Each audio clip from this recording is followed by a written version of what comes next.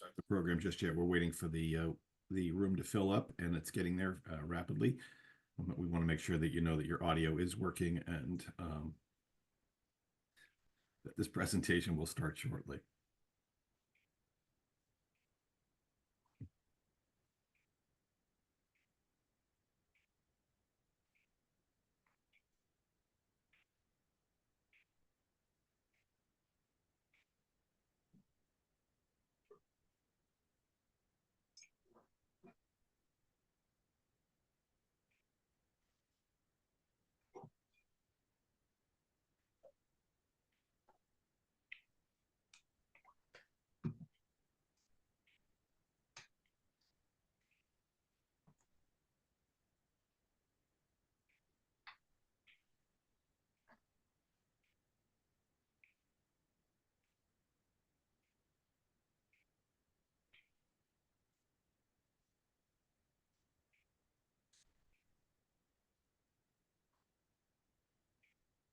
Morning, folks. It is Wednesday, September 11th. My name is Jim Reedy with She and Finney Bass and Green, and this is the New Hampshire Tech Alliance HR Exchange. We are kicking off our new program year 2024 to 2025, and we're just thrilled that you could be here today. And we've got a great lineup this year. As you know, an outgrowth of COVID, we've gone to webinars exclusively because we can reach more of an audience. We've got more than 250 people registered for this morning, and we certainly couldn't fit them in our conference space. So we're just thrilled you could be here, and an opportunity for you to work either from home or from the office, be a part of this program, and then commence your workday. So this morning, and we'll get back to today's topic, but looking ahead to the next couple of our events for the Tech Alliance HR Exchange, October 9th, again from 8 a.m. to 9:30, we're going to have Catherine Mirabella talking about choosing an evolving menu of workplace benefits. If we're looking at open enrollment starting November, a lot of employers are looking at, and it ties into today's program, attracting talent and keeping talent with a benefits menu. And that's on October 9th. On November 6th, we've got Liz Bailey talking about something that many HR professionals do, which is conduct workplace investigations. In the first instance, responding to threats of misconduct, discrimination, and so on. And Liz is a skilled litigator who does a great deal of work in this space of workplace investigations. December 4th, we're going to be talking about a topic that the FTC tried to rule on recently and many states deal with, and that is enforcing post-employment restrictive covenants in the digital age. And what do we mean by that? Well, JP Harris is going to talk about, when you're talking about data theft, data breach, use of confidential, proprietary, and trade secret information, and how information flows beyond paper in this digital age, and how employers can protect their business assets. So it's a good lineup, certainly a great lineup. And then we have a full slate through June of next year. In the meantime, it is my honor and my pleasure to introduce Allison Miliotto, who most of you folks know. Allison is the co-owner and actually co-founder and owner of Blue Lion, a New England-based HR consulting firm. And they've had the distinction, of course, of winning New Hampshire Magazine's Business of the Year for business services. Allison has a master in business from UNH. She's been practicing in the HR space for over 10 years. And her background is implementing employee packages, employee relations, and strategic engagement. Alice and I are on a couple of HR boards together. I consider her to be an exceptional professional, and therefore, when this topic came up, I thought she'd be the perfect choice for this. And what's the topic? It's auditing your recruiting and onboarding toolkits. And what does that mean? Well, that means in a competitive labor market, you can't rely upon a stale ad that perhaps you found online or that your predecessor had, an old job description that needed to be updated, an offer letter that you really haven't spent a lot of time on, or a benefit package that perhaps is not the most competitive for purposes of, or isn't the best for purposes of messaging when you're onboarding. Of course, I deal with the issues of what happens when things go south, sometimes in an employment relationship, and oftentimes it's you got off to a bad start. There's misinformation or miscommunication with regard to what the job requirements are and the expectations of the employer. So a lot here to unpack, and I'm thrilled that Allison could be here and guide you folks through it. Remind you that, and it's also at the end of this slide deck, that this program is eligible for HR credits, and that you will receive an email with a copy of the presentation and the credits at the close of the program, or within a day or so afterwards. So without further ado, I want to just turn it over to Allison. Awesome. Thanks, Jim. I greatly appreciate the ability to present today. Just a reminder, we are going to be recording this as well, so you'll have that available. As always, my legal disclaimer, which my attorneys tell me I need to do, this presentation is provided for general information, and it is not specific recommendations for anyone. Every situation can always be different. That's what I have to tell you. So I did want to just start off this morning with a little bit about who we are, just so you have an understanding of where I come from if you're not familiar with our organization. So we are a fractional HR company, been in business for over 6 years. We are real people with personalities. We're not a platform or anything, but that's kind of who Blue Lion is. Jim already did a great job introducing me, but I'm your presenter today, and we'll jump right into the agenda. I do have the question and answer chat open on my screen. So at any time during the presentation, if you have a question, if something pops up and you need clarification, feel free to put it into the Q&A, and we'll try and address those as we're going. We will also have time at the end of the presentation to go over some other questions and answers. Today, we're going to be talking about starting off by defining the employee experience. It's really important to understand what an employee experience looks like in order to focus in and kind of improve those processes. We're going to look at where you currently are. Then we're going to dive into some recruiting toolkits, and then also your onboarding. It is a jam-packed presentation, so I am going to move semi-quickly through some of the slides. But again, remember, you are going to get all of these slides, so you don't need to be jotting down all of the information. All right, so let's start with the big picture. What does your total employee experience look like? It starts with the very first contact that potential employee has with the organization. It might be as a customer. It could be when they apply for the job posting. It includes everything from the interview, the offer, the onboarding, all the way up until they exit the organization. Today's talk, we're just going to focus on that first part of the experience, which is the attracting, hiring, and onboarding. Now, why is this important? We're humans, and as humans, we all have feelings and emotions, and that really provides us with judgment. And we want to make sure that whatever feelings and emotions our employees or potential employees have with our brand and with our organization are positive, because it's the little things that matter. Like if a manager starts their day by asking every employee, "How are you?" or "Thank you" after a project, those things can go a long way to improve the employee experience.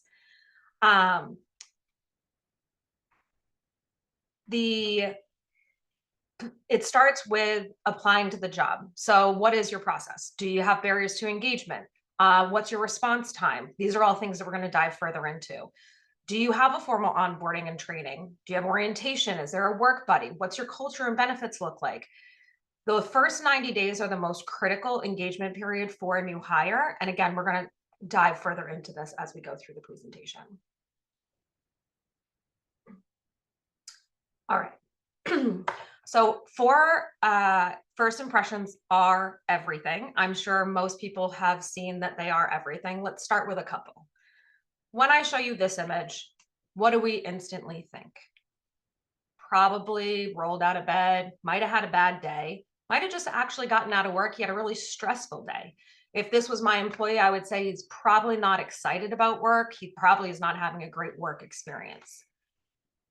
Now, our next gentleman, he looks like he's ready to conquer the world. He looks like he is excited about whatever meeting he's about to come in or go out of. He looks like he's enjoying it. Also someone that I probably would want representing my business. So let's take a look at another example highlighting those first impressions, and let's relate it now to your onboarding. If you walked in on your first day and they brought you to your desk and it looks something like this, we probably are not going to be excited. Now, I can assume most of us, this isn't going to be what your desks are going to look like. But I would be much more happy working at an organization where I walked in and my desk looked a little more like this on my first day. People are going to judge the organization by what their first images are, how they were, greeted at the door. So making sure that we have their stations ready, making sure that we have all of their computer and everything. You walk into your first day of work and your new manager says, "Oh, I forgot you were starting today. Can you go sit with Sally for a few hours while I try and get things figured out?" That's not a great first impression. So that's some other stuff that we're going to talk about today and really how to improve that onboarding. In order to relate this back to recruiting and onboarding, we are going to take a look at what our current employment climate looks like. The talent pool is tough. I can assume everyone on this call can agree that it is hard to hire and hard to retain right now. Some of the factors that we have up here is high baby boomer retirement. A lot of this was driven by the pandemic, the lower birth rates, less children are being born. Gen Z is actually the smallest generation currently in the world. Candidate choice, there's a lot of job opportunities. A lot of individuals have created job opportunities. Starting a new business is one of the things in the last 10 years that a lot of people wanted to be their own boss. And if you're your own boss and then you hire a bunch of people, we're just continuing to create more and more jobs. The opioid crisis took a toll on a lot of our workforce. Also migrating. Post-COVID, a lot of families have chosen to relocate across the country. There's a lot of more remote work opportunities. With remote work opportunities, obviously, the one spouse may be able to work remotely. Well, that might take the other spouse and they're just going to find a job wherever they relocate to, whether to be closer to family or maybe try something different. And then compensation. Compensation is rising, and companies are underprepared for that. A lot of this has to do with your culture and what your employee value proposition are. So let's talk about how we're going to audit and evaluate to give our recruiting and onboarding toolkit a bump up. So first, we have to know where we've been to understand where we're going to go. You may have a general feeling of how well your recruiting and onboarding strategies are working. You might be excited and you might be saying everything Allison's talking about, we're doing, this is great. You also might finish this call and realize we definitely need to beef up what we're currently doing in order to be competitive. We're going to go now into some actual metrics that you can use.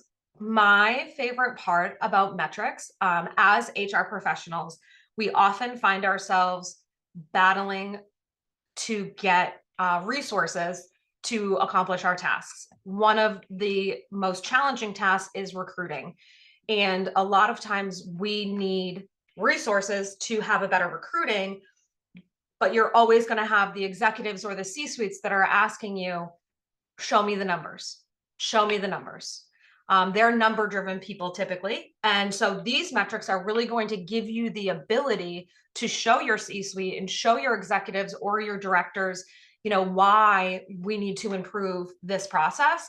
And so these key KPIs are going to really help you to illustrate that. So I'm just going to read through a couple of them. Time to fill. This measures the number of days it takes to fill a position from the time it was posted to when an offer was accepted. If you have a shorter time, it's going to indicate you have a more efficient recruiting process.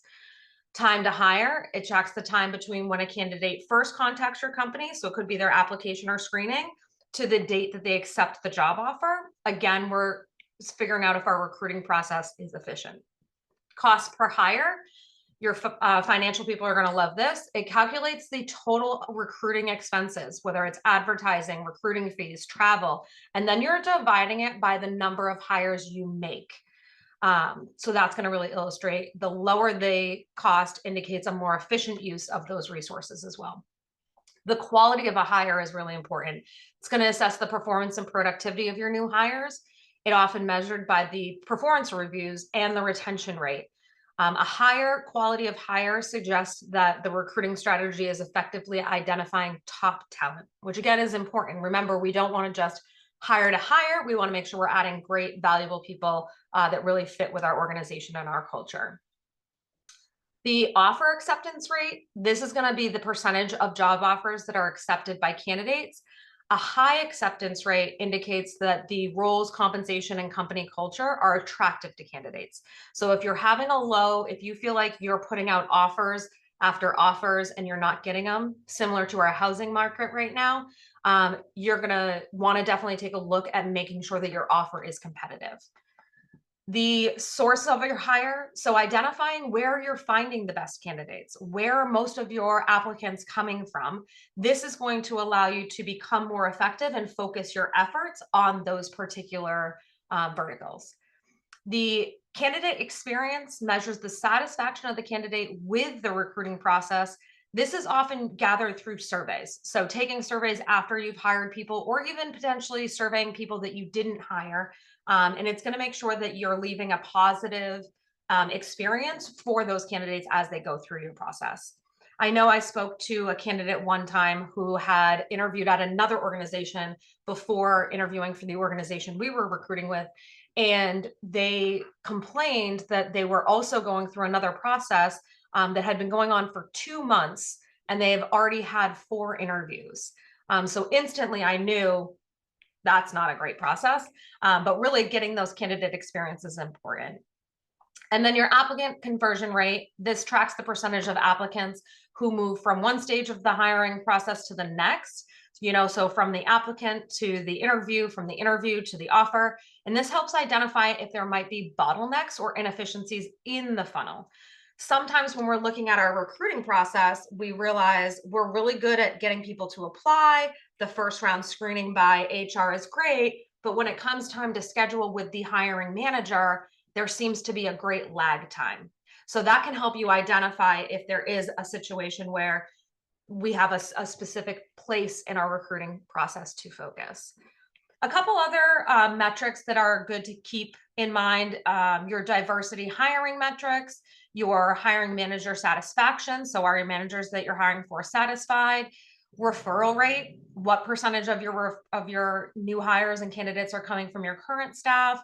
And then recruitment yield ratio, which is the ratio of candidates at one stage of the hiring process to the number of candidates at the next. So seeing how your funnel is kind of trickling down. We do also want to take a look at the KPIs for our online job advertising. So most times in 2024, we are going to be posting electronically. It's going to be some digital place that we're putting our advertising. And then there's a whole slew of metrics that we can use.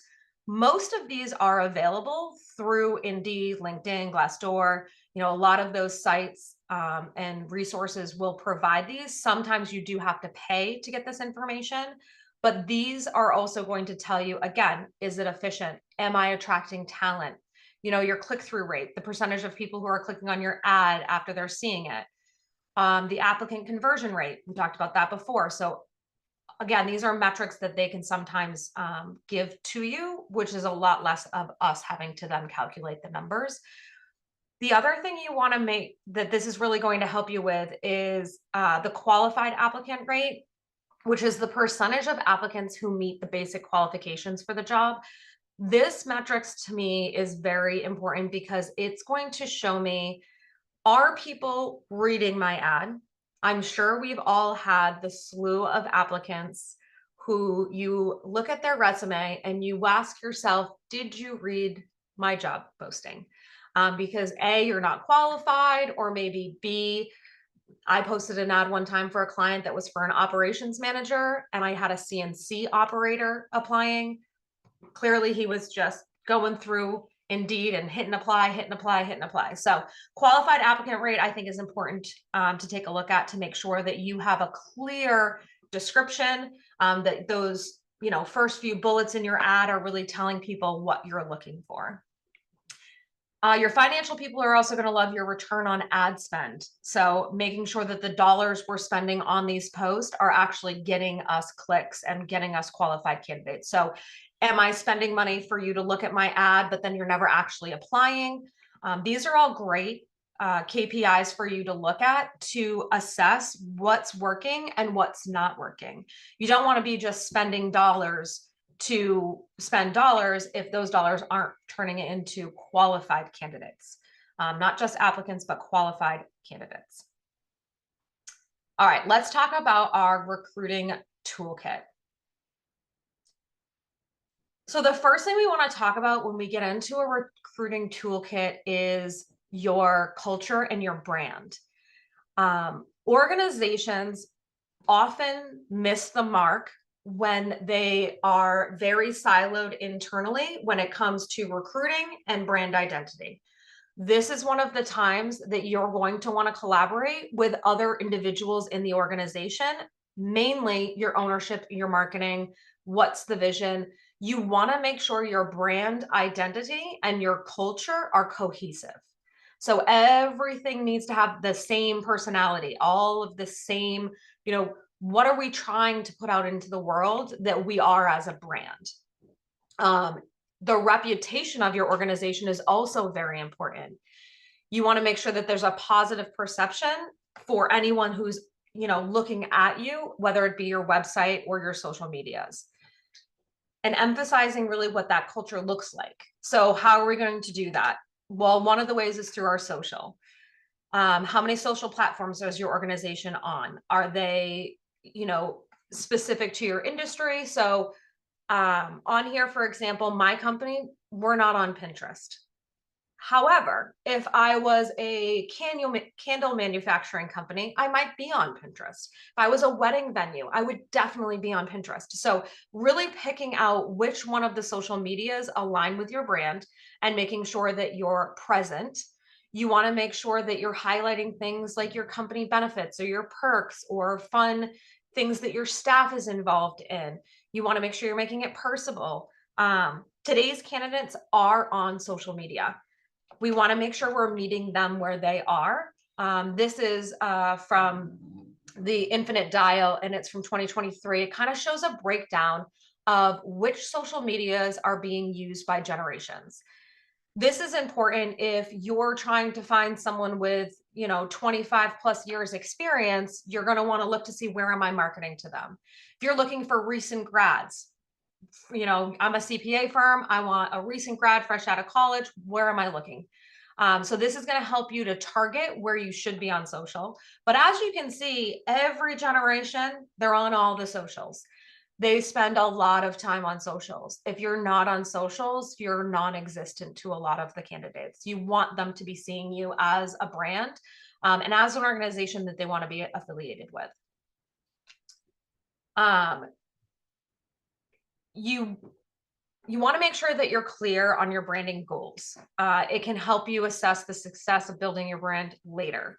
Again, we're going to be pairing with marketing a lot on this part of the recruiting process, and really making sure that we're clear on what we're doing. If you're not posting, you're not visible. Frequency matters. There is so many algorithms out there with the social media platforms and websites and Google algorithms that frequency is one of the most important. You don't necessarily, as an HR professional, want to be the one that's doing all of the posting. But again, this is where we're going to work with other key players in our organization, because those are going to help us do our job better. Building your brand doesn't happen overnight. It takes time. It takes dedication. You want to make sure everything is in sync. So you want to make sure that you have the same logo everywhere. Let's say we did a brand refresh, and 2 years ago we changed our logo, but when you go to our LinkedIn, because we're not there a lot, it still has our old logo. That doesn't look great. You want to make sure that you're using the same colors. A lot of organizations will establish a brand guide. I know my company has one. We're very specific about where our logo's used, what color backgrounds it can be put on. You want to make sure that you're using similar font. You'll notice, in my PowerPoints, all of our bullets are paw prints. That's branding for us. This again is where you're going to partner with others in your organization, most likely your marketing team, to make sure that you have the right branding and have that consistent message. Again, the tone, the language, making sure that you're being a human being. People love storytelling. If you think about next time you're sitting on the couch and you're scrolling through social media, think about what you're stopping on. Think about what you're watching. You're watching things that have emotion, that have videos.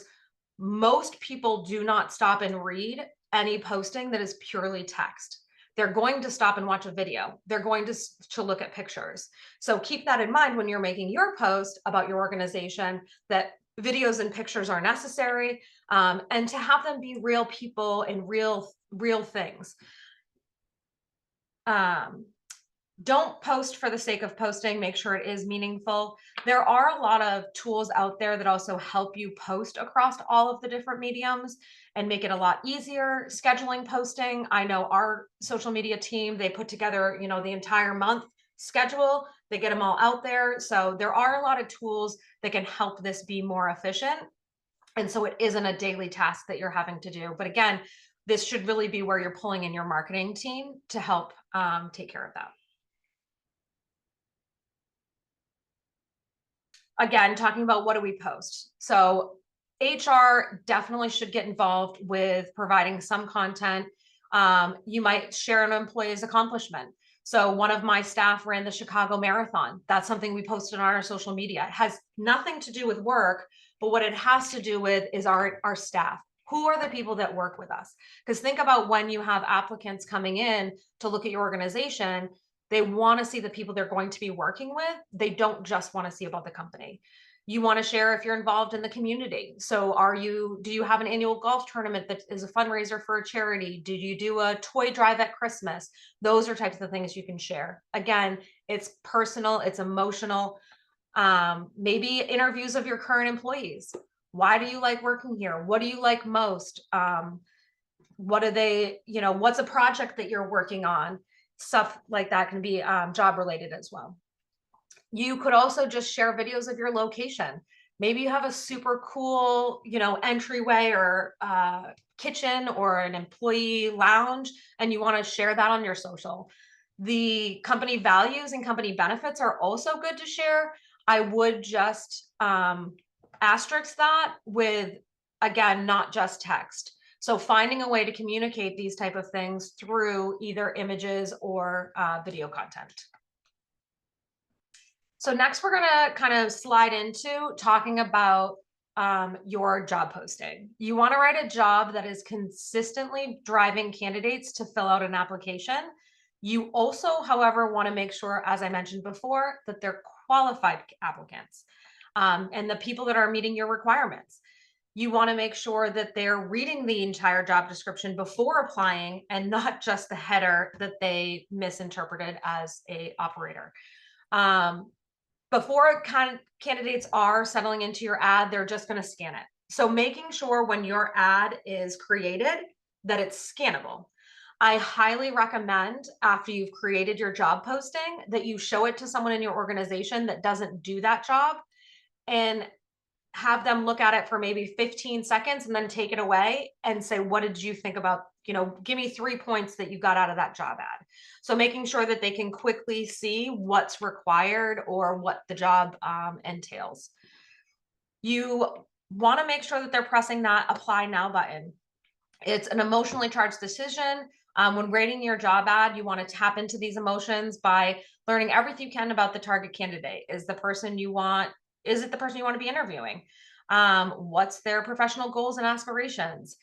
I strongly encourage you to add in questions into your application process so they have to engage with the job ad and not just simply submit their resume. This is also going to help you weed out the candidates that might not be a good fit or might not actually be for the role you're hiring for. For example, we have a requirement, even though we're a fully remote company, we have a requirement that they live in New England. It's very hard on job posting boards to put remote, but within a specific geographical area. So we have that as one of our questions. I cannot tell you how many times we weed out applicants because by the time they get to that question, they put in Virginia. Well, the system automatically kicks them out because they're not a good fit for our organization at this time. So adding in those questions that they then have to engage with that helps you understand that they understand. Other things you want to make sure that you're putting in there is summarizing your benefits, but I would definitely put any perks or any benefits that are unique to your organization as high up in your job ad as possible. You don't necessarily want to start with the actual requirements of the job and what their day-to-day might look like.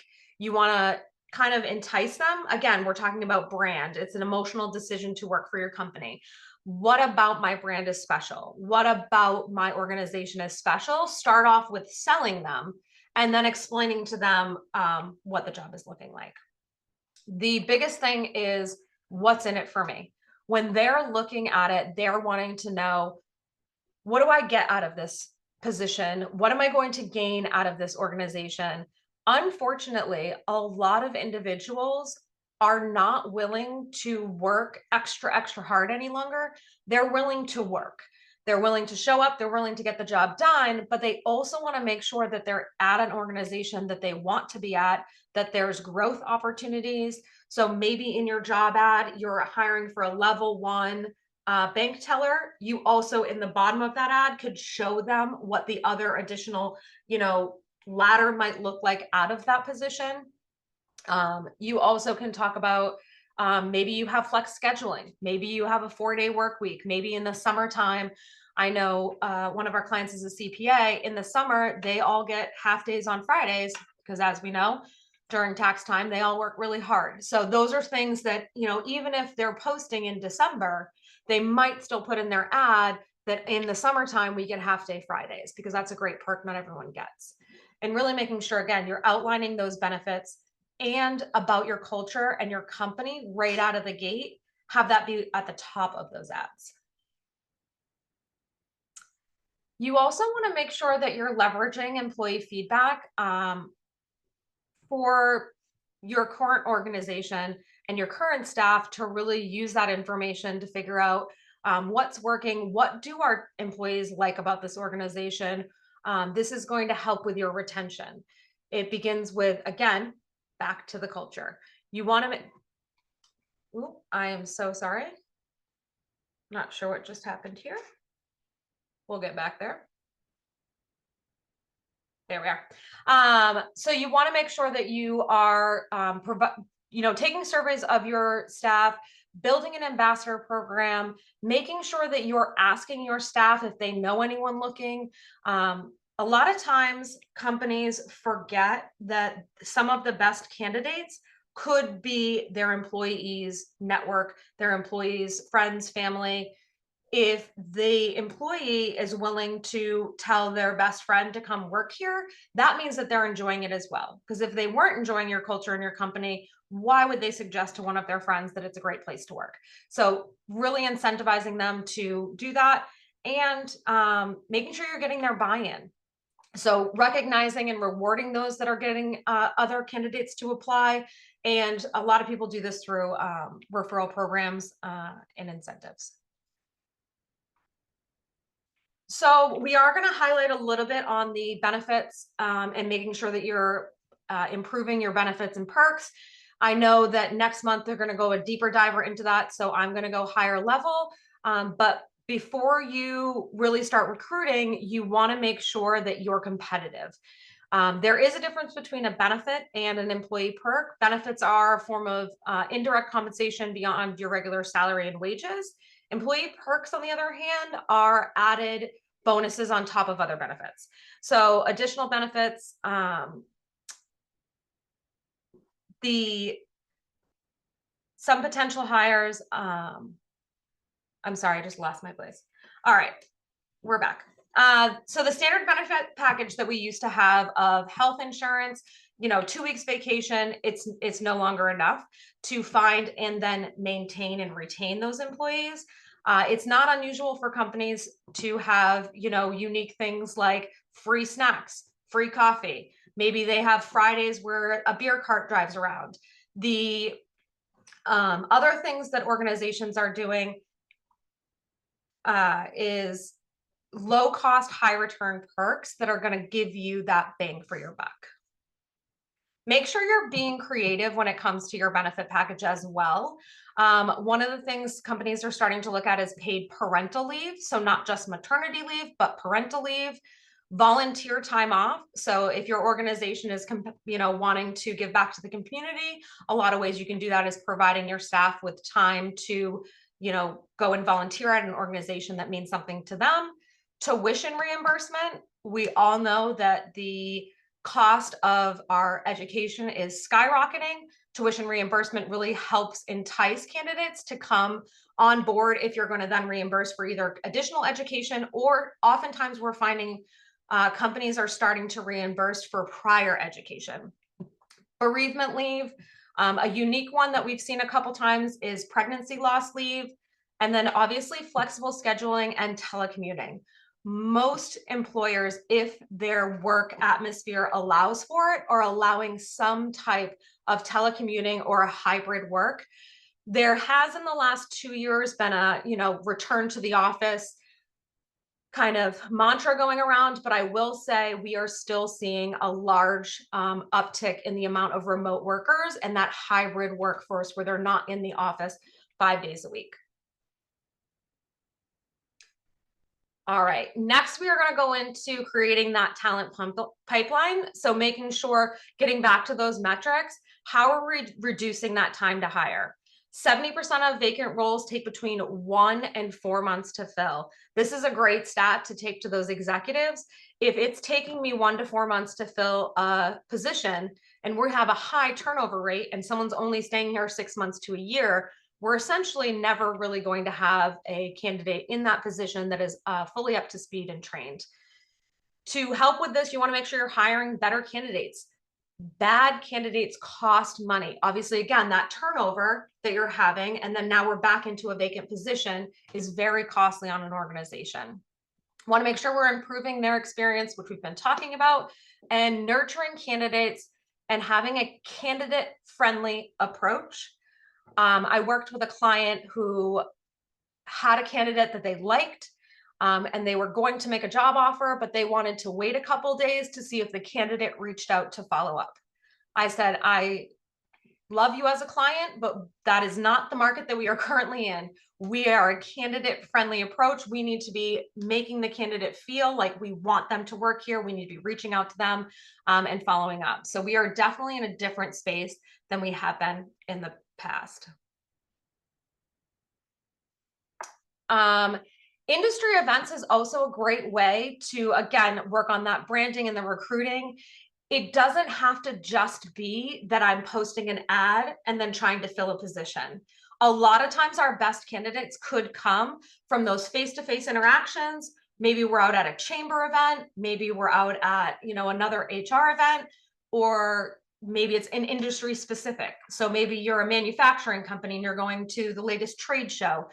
At those places, if you're talking about your brand, you're talking about your organization, you're interacting with other people, it's going to also help you when it comes time to hire, that you might be able to fill those. And the same thing, connecting with your competitors. You want to make sure that you're knowing who else is in the market.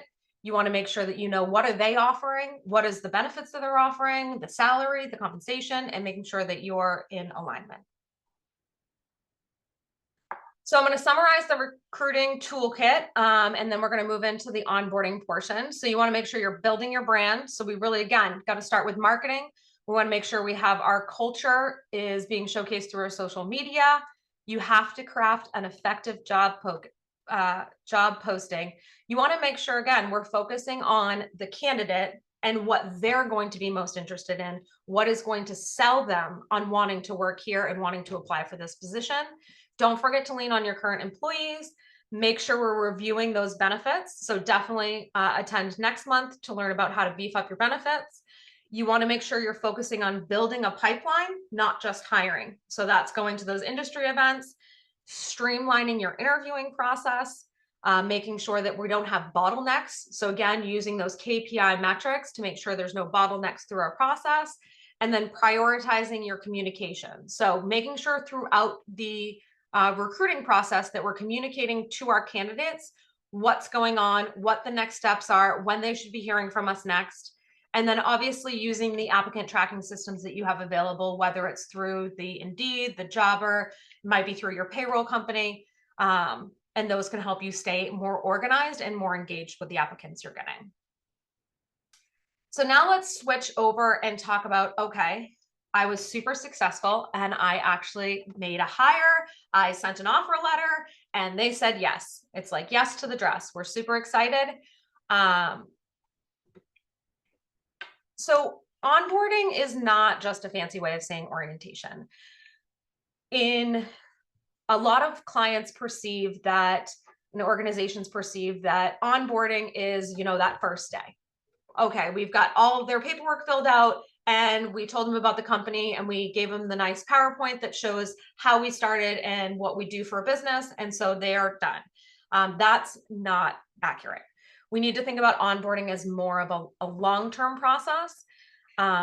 Orientation is that one-time event. So you do want to have an orientation as part of your onboarding.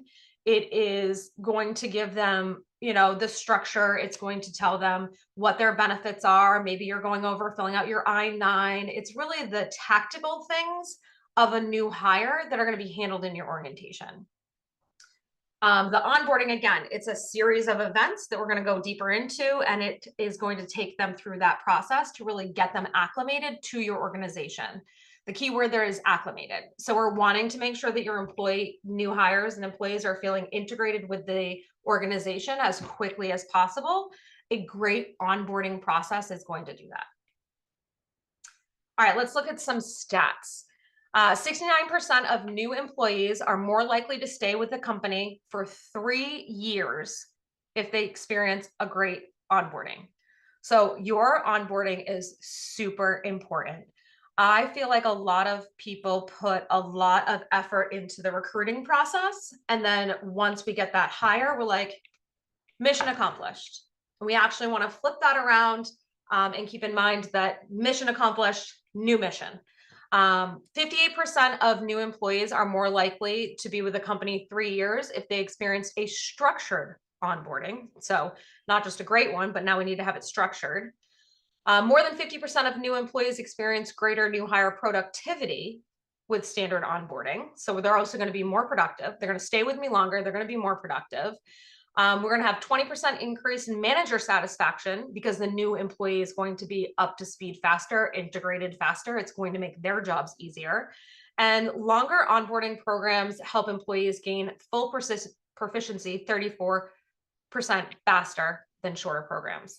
Only 12% of new employees strongly agree that their company does a good job of onboarding employees. So all of these stats are showing you the why to do it. And then that last one is saying we're not doing it great. So let's talk about how we can make it better. All right. So pre-onboarding. Onboarding starts before they walk into the building. This is not I'm showing up for my orientation. Now we're going to start onboarding. Here's some suggestions on what to do before they start on day one. A welcome email from their manager. So maybe it's also a welcome email from the owner of the company, depending on how large your organization is. Making introductions to team, letting them know what they're going to be expecting. This is going to help them create a relationship with their manager early on. It also will help them introduce them to the company culture and making it an open conversation. Welcome email from HR should include things like your onboarding schedule, what activities. It could give you a rough idea of what to do when you arrive on day one. Maybe there's a certain dress code. Maybe there's a certain door you have to walk in. Do I need to be buzzed in? It also will allow your new hire to feel more relaxed. It's a stressful thing for people to go into a new organization on day one and be that outsider. So the more information you can provide them, the better. Maybe you have a unique parking situation. Have part of your initial email showing them a map of where to park and what door to enter. Get as specific as possible. So again, it allows them to relax on their first day and not be anxious. And then also, who are they going to be meeting with if it's HR or maybe it's their hiring manager when they do arrive on that first day. You want to make sure, like we talked about back when we looked at those desks, that everything is set up on day one. It is a very bad first impression for an employee to start that you're not ready for. So as soon as you make that hire and you get the acceptance, start the process of contacting IT, getting their email address, getting them their, maybe it's business cards, making sure their computer system is set up. If they're replacing a prior employee, make sure someone's going through that desk, getting rid of the old notebooks and the old things, and really moving out of the old employee and allowing them a fresh place to start. You also want to make sure that you're assigning all of the access keys, the badges, making sure they have all their username and passwords that they're going to need. And again, the desk is ready. Hang on one sec, we have a question. So do you have suggestions for pre-onboarding and onboarding for fully remote employees? That is a great question, Michelle. So my staff is fully remote. I'll run through kind of what our onboarding is to give you some ideas. One thing we do is we mail them a card welcoming them to the Pride, which is what we call our staff, with a mug. So a lot of times logoed stuff is great. So maybe sending them something with your logo on it and a card welcoming them. We also make sure that ahead of time they have their laptops been delivered, their monitors have been delivered, so they get their equipment delivered to their home.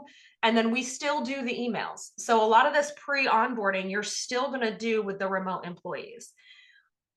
When our employees that are remote start their first day, the first thing they do in the morning is they meet with my business partner and I, and we welcome them. We go over the history of our company. So that's kind of like that orientation. A lot of with remote employees, you're going to do a lot of the tactical stuff before they start. So a lot of your paperwork, your non-solicits, your new hire documents, all of that stuff is going to be before they start because they're going to be remote. But in that first day, you still can do the orientation. And then you still want to provide schedules. So a lot of what we're going to talk about is going to be the same, whether they're remote or in person, but that's a great question, Michelle. All right, let's keep going on their first day. You want to make sure, because remember those pictures with first impressions, they are unforgettable. So we want to make sure they have the best first impression of our organization. I will asterisk this by saying you also don't want to make it unrealistic. You don't want to have the first date be the best date they ever had, and then they're in a relationship that is not the same as that first date. So you do want to make it great, but you also want to make it in alignment with your culture and in alignment with your branding. So whether it be that welcome gift we talked about, take them out to lunch. Maybe it's a lunch with their manager. Maybe it's a lunch with their buddy that you're going to pair them up with. You want to have meet and greets. So another thing we do on the first day with new staff is we have an all team meeting that is about a half hour on Zoom, but you could do it in office, and introduce them to everyone. Make sure they know everyone, even if it's not someone they're going to directly work with. Make sure that they know that everybody knows who they are. We know what their roles are. And it can be as simple as, hi, I'm Allison. I'm, our business development officer. I'm, Sally. I work at reception. Great. The other way you can do that when you're in person is a tour of the office, making sure they know where everything is. And even if it's an area they may not frequent or may not be in often, make sure that they at least understand what's there. What does it look like? Don't overpack their first day. We can all appreciate that, again, change is hard for a lot of people. It's stressful. It usually induces some level of anxiety. So remember that on the other side of the employee. Let their first day be exciting, be fun, but don't have it be so informational. I oftentimes recommend that you do a lot of system discussion. We use Salesforce, we use HubSpot, maybe showing them some of the systems, but I wouldn't have their first day be very heavy in learning their job. Now, there are organizations where you do need to learn it. So if we're in a fast food service restaurant, or maybe we're just in a restaurant, or maybe we're a roofing company, those are instances where they are going to be learning the job on day one, but you still can do these other things to make sure it's fun, and something that they're excited about. Really treat them like a VIP. I have one client, they are in person, and every time they have a new employee in their lobby, they have a TV that normally has, things going on or a calendar, and it always says, "Welcome to ABC Company. Allison, we're so excited to have you. Hope you have a great first day." Like, how awesome is that to walk in and know that everyone else is going to see that same thing when they walk in, because everyone's excited that you're starting. Real quick, we have another question in the chat. How is the I-9 completed for remote employees? Jennifer, that is a fantastic question. That is great. Okay, so you have a couple options when it comes to I-9s for remote employees. You, depending on your location, have them meet you or come into the office and actually complete it in person. There was a period during COVID that the government allowed us to do them virtually. That is gone. You also, anyone you verified virtually, you do need to go back and verify in person. A lot of organizations are getting agents throughout the country or hiring companies that will do I-9 verification for you. Sometimes you can have a notary of the public do it for you. They just have to be able to verify the documents and signing off on behalf of the company. There are organizations similar to background check companies that are now doing I-9 verifications for remote. So there are resources, but you do have to have the documents physically verified by somebody. So you can't just have them take a picture and send it in, or scan it and send it in. You do physically need to see the documents. The alternative could be to have them mail it all to you, overnight it, and then you're verifying it, and then you're overnighting it back to them. A lot of people are not really excited about sending, those documents through the mail. So the alternative of hiring a company to help you with that might be the best option. So Ashley's saying, I thought we could do the I-9 verification remotely as long as we offer the option to employees. So you are not able to do them remotely. The alternative method might be that option where you're having a third party do it for you. You have to physically see them. You are correct, Michelle. If you are using E-Verify, you can remotely verify. Sometimes organizations have a hard time getting the E-Verify. It can also be costly, but if you are using E-Verify, you can also, that does work. Great questions. All right. Introduction to the team. We already kind of talked about this, but no later than day one. You don't want to have an employee working in your organization for 2 or 3 days, and then they get to start to meet people. So they might be bumping into somebody in the cafeteria. They might, pass somebody in the hallway. Is that current employee going to look at the new employee and say, do you belong here? You want to make sure that they know, that everyone knows that they're there. And sometimes I'll have clients that, someone new will start on Monday, and they'll say, oh, well, we have our all staff meeting on Wednesday. Everyone can meet them then. That's 2 days that new employee may feel like, well, they don't know who I am, or I'm passing, kind of that awkward feeling. So definitely do it no later than day one. Make it fun. So when we do our new hires, we'll throw in an icebreaker question. So this last time we had some new hires start, we asked everyone, share one fun fact most people wouldn't know about you, and then they can make it whatever they are. You want to also circulate something in writing. So whether it be an email to the entire company welcoming the new employee, sometimes through that you also can put fun facts. So through your interview process, if you learn something unique or fun about an employee or your new hire, you could add that into there. Make sure, if you could and they're comfortable with it, including an image, maybe their headshot. And definitely, like I had mentioned before, those TV announcement boards or anywhere you can post to show excitement that you're excited this person got hired. Assigning a buddy or mentor, I think, is a very underutilized method and portion of your onboarding that can make the biggest difference. So if you are done this presentation, you're like, I wish I had one thing I could implement immediately, this is going to be your one thing. When someone starts at a new organization, they may feel like an outsider. They may feel like they're not sure. They may have a question that they are afraid to ask. If you're pairing them with somebody, it could allow them that ease and the ability, again, to integrate very quickly, to feel welcomed very quickly, to be able to start being productive very quickly. It does not have to be someone they're going, and actually sometimes it shouldn't be someone they're going to be directly working with. So a mentor and a buddy is not their boss. It's not their supervisor. It also may be someone that is on a different team, someone that they're not engaging with on a regular basis, that they could ask questions like, hey, I noticed that there's, eggs in the fridge. What's that about? Oh, Sally lives on a farm. All you do is put $3 in the jar and you can take a dozen eggs. It's great. So even if it's silly things like that, it allows them, again, to immediately start feeling like they're part of your company and they're part of your culture.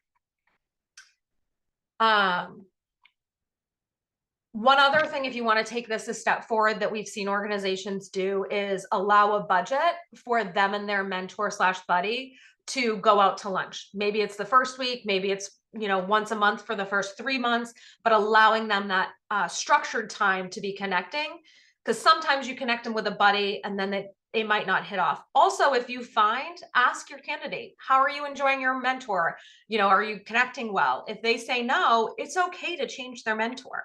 You want to make sure that it's somebody that they're feeling connected to and they're open to approaching. Again, onboarding, it's a long process here. We're in for the long haul. It is not finished after the first week. It should involve more than just HR. So remember that orientation might just be the HR tactical paperwork. It might be meeting with the owner. It might be a little bit about the history of the company. Orientation. Onboarding, it's going to involve a lot of people. It takes a lot of people to make people feel welcome, to make them feel like they're part of the culture. It may include things like job shadowing, incorporating, different tests. Maybe they have to do some trainings. If you're structuring it out for them and giving them a schedule and making sure that anyone else involved knows the expectation of the time you're spending with the new hire, what we hope you accomplish, and making it a formal process, again, back to our statistics, structured processes have our higher success rate and a higher retention rate. So it's okay to put together a formalized calendar schedule, make sure that you're pulling in the right resources and that everybody knows the expectation of the time that they're spending together. So here's some additional onboarding tools that you can use to ensure that you're putting your best foot forward. A tour, remember we talked about that map, giving them an organizational chart.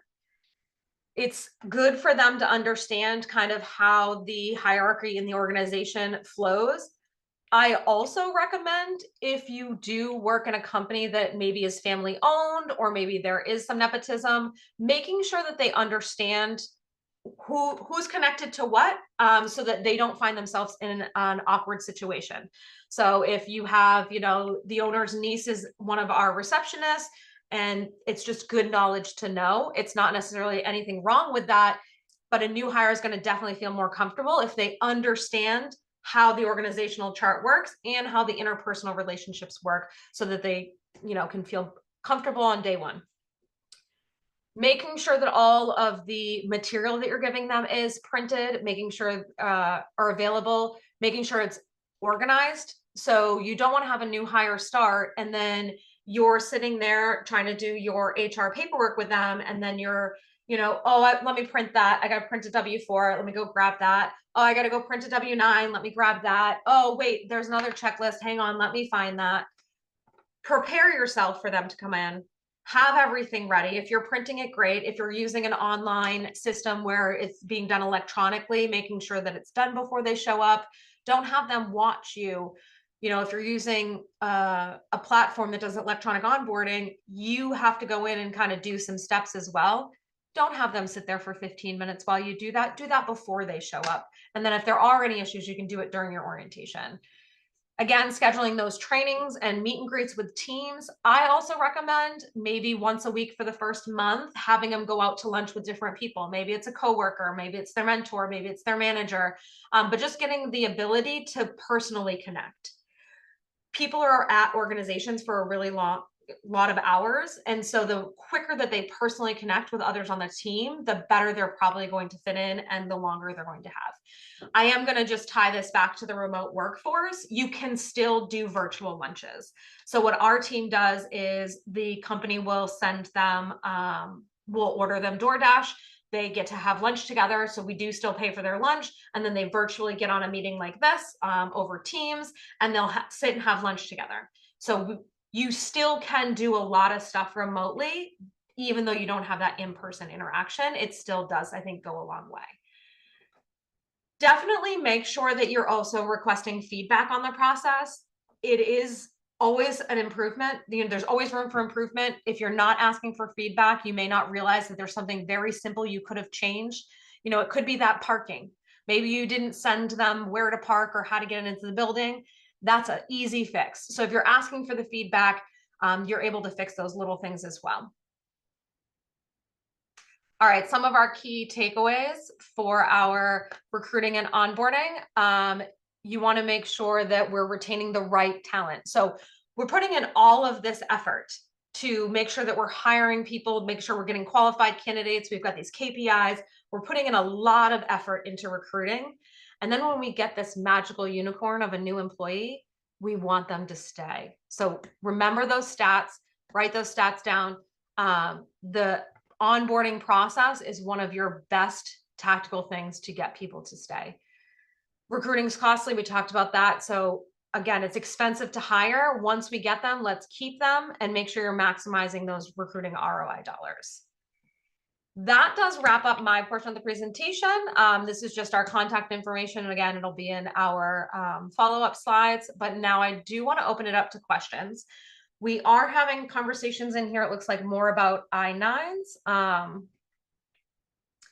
So yes, someone also suggested that you can have another employee in an area verify I-9s. So perhaps if you have a remote location, maybe you have a location in New Hampshire, and then you also have one in Southern Mass, and it's just really far. Maybe you have other remote employees that are helping there.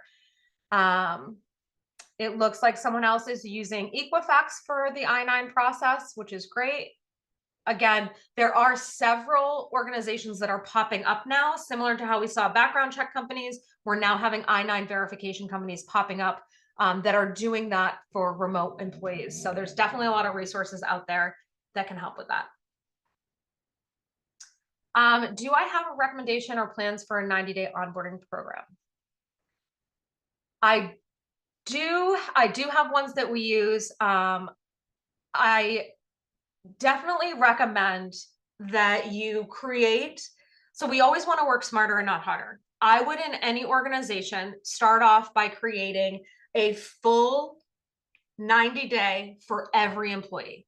So every employee, regardless of your position, this is what your 90-day looks like. And I'm going to start with that chunk. So it's going to be things like that first day orientation, your first email, you're making sure, when am I contacting IT, and really make it kind of like a checklist and a calendar that, okay, if their hire date is X, all the rest of the days fill in.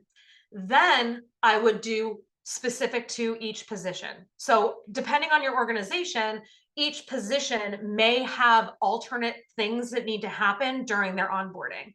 So do yourself a favor, start with one set that is just going to be that 90 days for everyone, regardless of position. And then I would have different subschedules that are going to feed into that depending on what their position are. Do I have examples of agenda to a new hires onboarding process? Yeah, I can put together something. So I'm going to follow up with an email for all of you guys, and I can put together some ideas in a schedule for a new hire. Like I said, we do this with our staff, so I can actually give you what we do for our staff as well. Deborah, we are a very small static company and not a lot of upward mobility. How can I sell that to younger recruits? Oh, Deborah, that's a good question. So Deborah's question is, and this is definitely not unique. We have a lot of clients with this challenge. I am a smaller organization and there's not a lot of upward movement. So how do I show that ladder? So we talked about that ladder. If there isn't a ladder, what do I show them? So there are other ways to grow. So growth is not just I'm going to be a manager. So maybe you have a small office with 5 people and you have, maybe it's the owner and then all of the employees. Well, someday maybe one of them might become a manager and kind of make some separation, but maybe you already have a manager. Then where's the growth? I have one client there, an HVAC. They have 7 office people and then they have a manager of the office. Well, the office people aren't really going to go anywhere unless that manager leaves, which we don't want that. And they don't want that.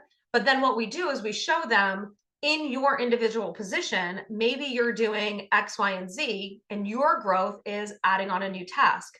Or maybe your growth is expanding the area that you're responsible for. So there's different ways to show growth other than just leveling up with a title. So don't always correlate your growth with the title, but the smaller an organization, sometimes it is harder. But it also, maybe it's different perks. Maybe, one thing my company does is after 10 years, you get a sabbatical, a 4-week sabbatical. So maybe it's also, there's different things that you obtain besides just vacation. Maybe there's other things.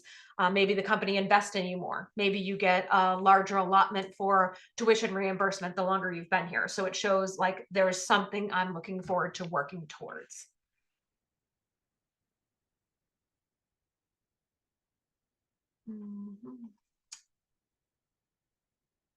All right, let's see. What else do we have? Agenda for new hires. I'll send that out, Holly.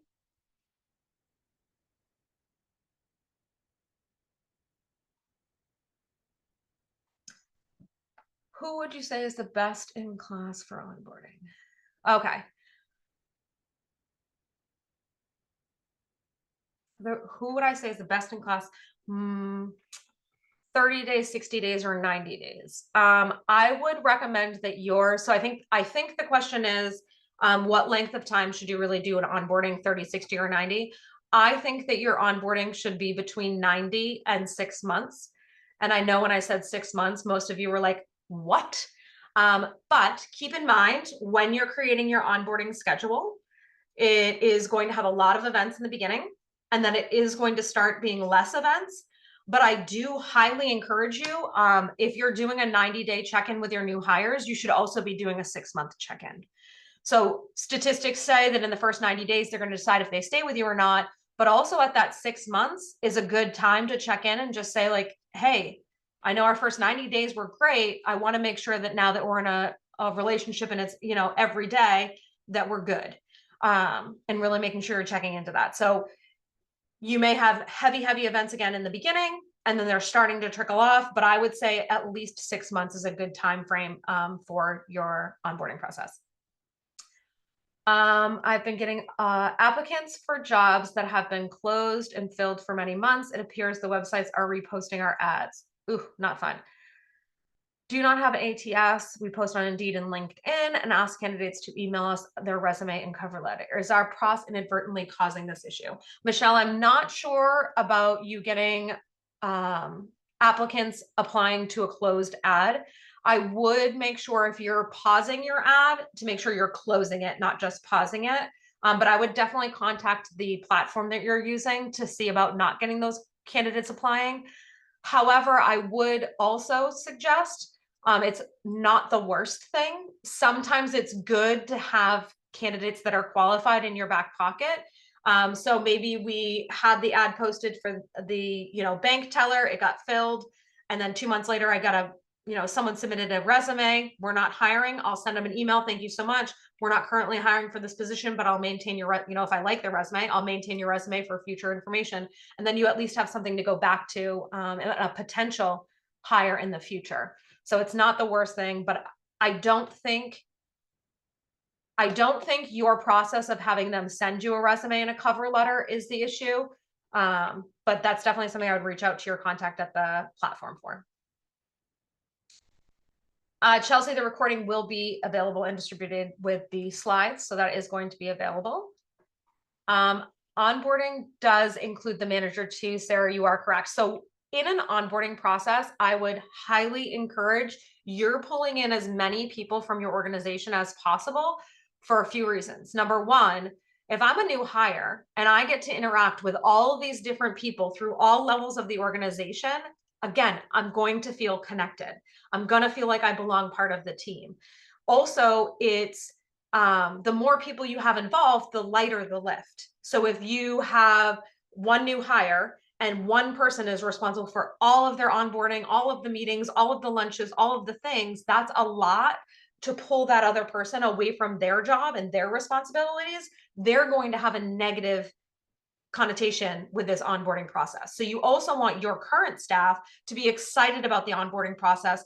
It also is a great way to kind of give your current staff the ability to feel like they are, the ability to feel like they're special. So I have a new hire coming on, and I'm going to ask Ashley, one of my star employees, hey, Ashley, do you mind being Gina's mentor?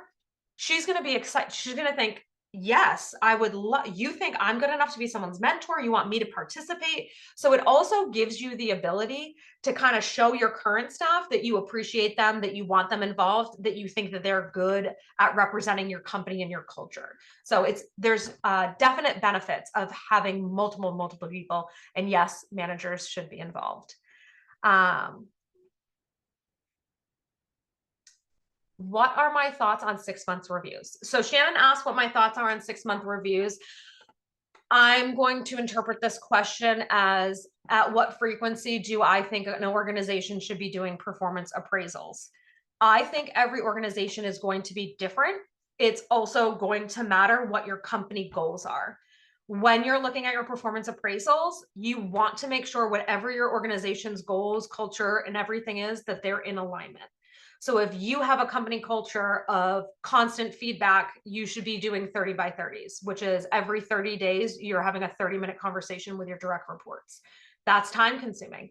If that doesn't work, so maybe you're in an organization that you have, 50 reports, it's not possible for me to spend a half hour with every one of my reports, once every month, and maybe even 6 months is too much. If you are going to implement a frequency other than annually, even if you are annually, the most important thing to me when you're doing a performance appraisal is connecting it to your company goals, making sure that it's valuable information, and it should not be the first time the person is hearing about it. So if it's that formal annual review or 6-month review, most of the feedback and information you're giving should already have been known, because you're consistently coaching and giving feedback to your staff. So this is more of a structure. If you're doing those 30 by 30s, those are the time that you are potentially giving the feedback for the first time. But any 6 month or 1 year, and really the frequency is dependent on what you're wanting to do organization wise. So if you have a population that you're really trying to grow and you're trying to get your staff to the next level, one of the ways you can do that is by increasing the frequency of their performance appraisals. If you think about when you're giving somebody a review and a lot of the actions and work that happen after the review, they're correcting things, maybe they're being more efficient, they're trying to work on what you're telling them. So I do think 6 months reviews are good, but I also think that for some organizations, it is too time intensive and then they become a low quality. So whatever cadence you want to provide these reviews or check-ins, the most important thing is that the quality remains high. You don't want your managers being like, I got 36-month reviews to do. And then they're like, Sally is great with customers. Bobby, great with customers. Paul, great with customers. There's no value there. So whatever format you're using and cadence you're using, just make sure that there is actual value. It looks like some people are trying to help Michelle out. Excellent. Does anyone else have any questions? All right. I think we are going to give you 15 minutes back into your day.